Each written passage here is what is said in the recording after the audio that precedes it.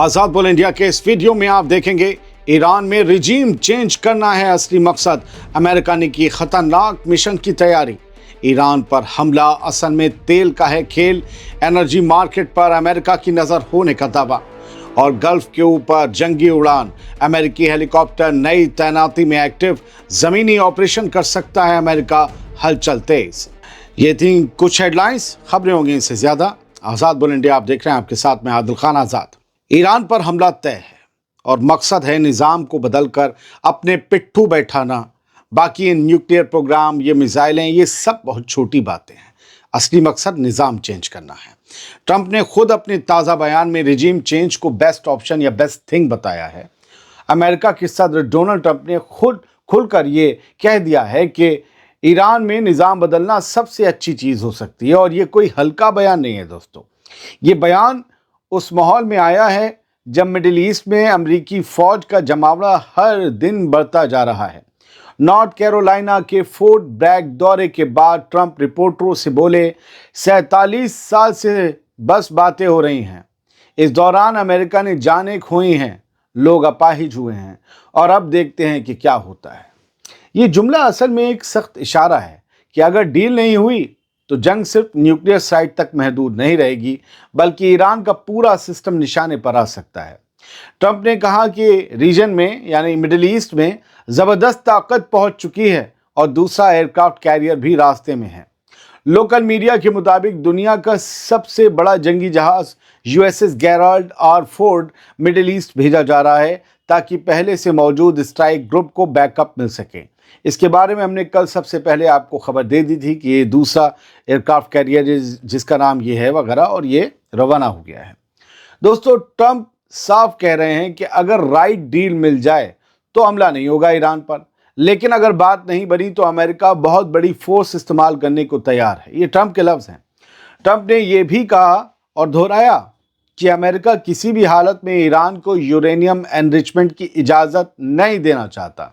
दिलचस्प बात यह है कि इस तानातनी के बीच मस्कट में ओमान के दखल से दोनों मुल्कों की इनडायरेक्ट बातचीत चल रही है। भले वो पहला फेज़ होकर ख़त्म हो चुका हो, लेकिन अब दूसरे फेज़ की तैयारी भी ओमान के ज़रिए ही हो रही है।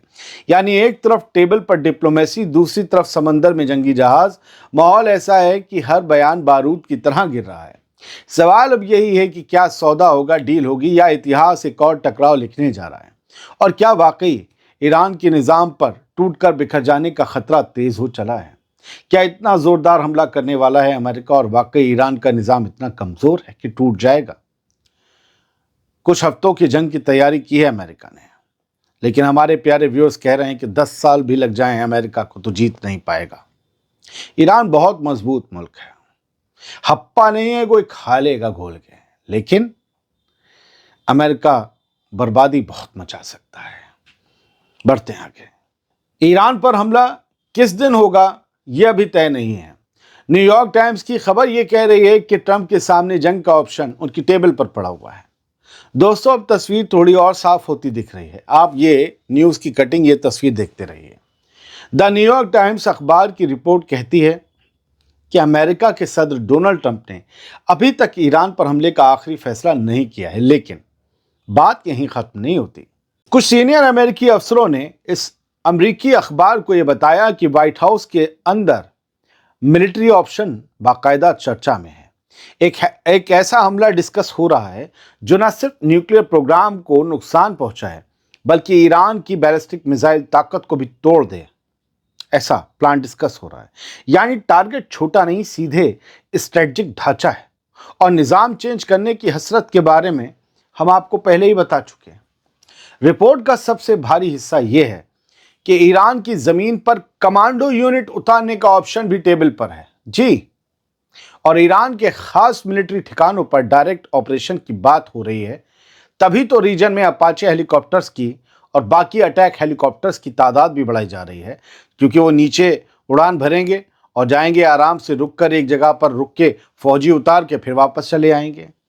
इसका मतलब ये हुआ कि तैयारी सिर्फ हवाई हमले तक महदूद नहीं है, जमीन पर उतरने वाले मिशन की प्लानिंग भी चल रही है। ऊपर से ट्रंप लगातार कह रहे हैं बहुत बड़ी फोर्स तैयार है और साथ ही बातचीत भी जारी है। यही दोहरी लाइन सबसे ज्यादा बेचैन करने वाली है। एक हाथ में डील की बात, दूसरे हाथ में ट्रिगर। अब सवाल यह है कि क्या ये सब सच में आखिरी पल तक डिप्लोमेसी को मौका देने की कोशिश है, या सिर्फ वक्त खरीदने की चाल है ताकि जब फैसला हो तो दुनिया चौंके नहीं।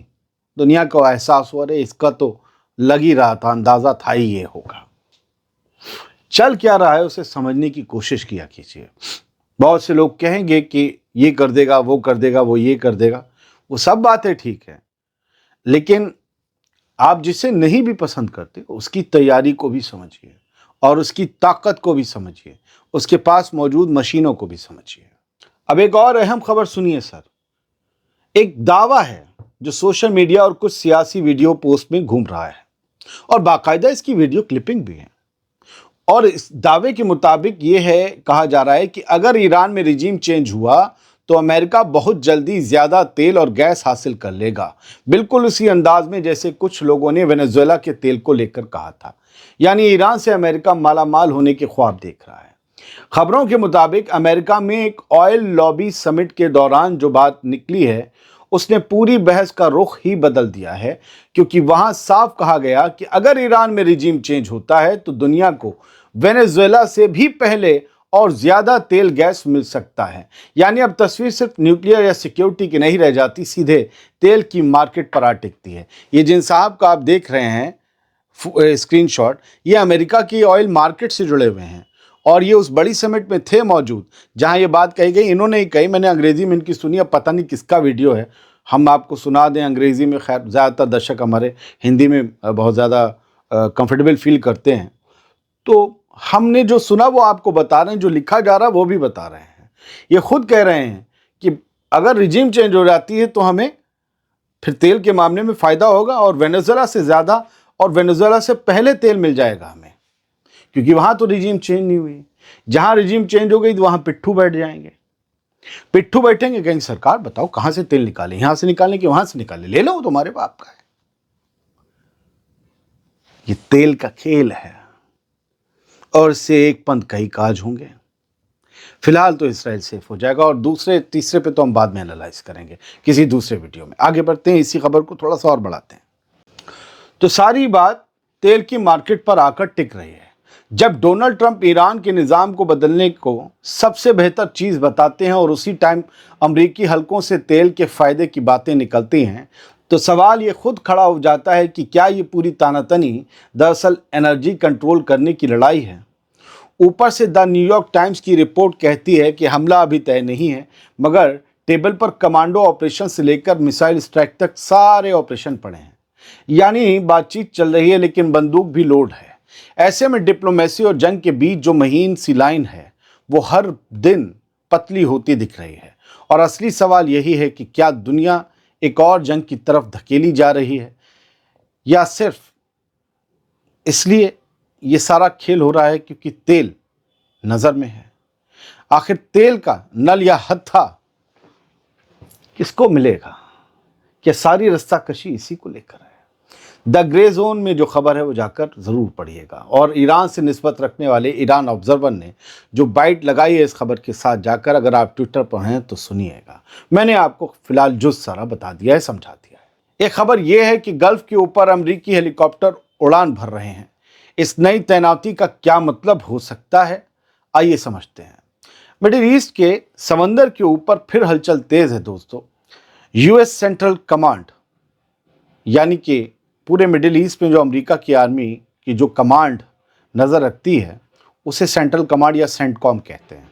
उसने खुद ये बताया है कि मरीन कॉम्बैट हेलीकॉप्टर स्क्वाड्रन 21 ने यूएसएस सांता बारबरा से उड़ान भरी, यानी एयरक्राफ्ट कैरियर से। और ये कोई रूटीन ड्रिल नहीं लग रही, क्योंकि स्क्वाड्रन के मिशन में माइन काउंटर मेजर्स और रेस्क्यू ऑपरेशन भी शामिल है। रेस्क्यू ऑपरेशन यानी जब फौजी कहीं घायल हो जाएं तो उन्हें उठाकर लाना है। अब घायल कौन होगा? वही जो ज़मीन पर उतरेगा। यानी ज़मीन पर कमांडोज उतारने की तैयारी है, फिर उन्हें रेस्क्यू करके लाने की भी तैयारी है। तो ये बड़े प्लान का हिस्सा है, सुनिए अभी। तो इस मिशन में माइन काउंटर मेजर्स और रेस्क्यू ऑपरेशन शामिल है, जैसा मैंने बताया। यानी समंदर के अंदर छिपे खतरों को ढूंढना और इमरजेंसी हालात में फ़ौरन एक्शन लेना। ये तस्वीरें शेयर करके अमेरिकी मिलिट्री की सेंट्रल कमांड ने क्या मैसेज देने की कोशिश की है उसे समझना इतना मुश्किल भी नहीं है। ये जो आप हेलीकॉप्टर्स देख रहे हैं अमेरिका की सेंट्रल कमांड ने शेयर किए हैं। दोस्तों, जब खाड़ी यानी गल्फ में पहले से अमेरिकी जंगी जहाज, एयरक्राफ्ट कैरियर और मिसाइल डिफेंस सिस्टम जमा हो और उसी बीच यह हेलीकॉप्टर मिशन शुरू हो, तो साफ दिखता है कि अमेरिका सिर्फ बातें नहीं कर रहा, बल्कि ज़मीन और समंदर दोनों लेवल पर तैयारी कसी जा रही है। यानी ये किसी बड़े ऑपरेशन की अलामत भी हो सकती है। फिलहाल चलते चलते ये जान लीजिए कि ईरान की तरफ से क्या कहा गया है। अभी अभी ईरान के प्रेसिडेंट मसूद पेजेश्कियान की जो बयान की एक लाइन सामने आई है वो ये, उन्होंने कहा है कि no country can benefit from war and no goal can be achieved by shedding blood. कि दुनिया में कोई भी मुल्क जंग से कोई फायदा हासिल नहीं कर सकता। जंग से नुकसान ही होता है, किसी को कम किसी को ज्यादा नुकसान ही होता है। फायदा हासिल कोई भी नहीं कर सकता जंग से। और दुनिया में कोई भी गोल अचीव ही नहीं होता, कोई भी मकसद कामयाबी नहीं होता, हासिल ही नहीं होता खून बहाने से। यानी अगर आप नाहक खून बहाएं, बेवजह जंग लड़ें, तो आपको कुछ हासिल नहीं होना है सिवाय गंवाने के। यह उन्होंने कहा है। एक हेडलाइन और एक वीडियो है, वीडियो छोड़ दें। आज फर्स्ट पब्लिक कोर्ट हियरिंग थी ईरान में। इसमें वो लोग जो प्रोटेस्ट कर रहे थे उनमें से 2 लोगों पर फैसला हुआ और इन पर इल्ज़ाम ये आया कि इन्होंने जो है 2 लोगों को जिंदा जला दिया जिनके पास हथियार भी नहीं थे। और कहाँ जलाया? पाक दश्त मस्जिद के अंदर। तेहरान में ये मस्जिद है और जनवरी 8 का इंसिडेंट है। इन लोगों ने क्या किया? मस्जिद का दरवाज़ा खुला हुआ था, लोग अंदर थे। वो 2 इन्होंने 2 मोल्टोव कॉकटेल्स, वो जो पेट्रोल बम टाइप हम कहते हैं, वो अंदर फेंकी, मस्जिद में आग लगा दी, उसमें वो लोग मर गए। तो आज ये तस्वीर जो है, जो कैदियों जैसे कपड़े पहने बैठे हुए हैं, ये लोग असल में यही बताए जा रहे हैं कि जिन्हें सज़ा सुनाई गई है। अब ये वही हैं, कोई और हैं, पता नहीं। हाँ, इन्होंने अपना कबूलनामा भी किया, ये वही है। फिलहाल ये कुछ खबरें थी, आपको दे दी ईमानदारी से। बहुत बहुत शुक्रिया। ये सिर्फ ईरान पर प्रोग्राम था, इसलिए इसमें गज़ा या कहीं की और की खबर नहीं थी। वो प्रोग्राम बाद में आएगा। सलामत रहिए, खुश रहिए।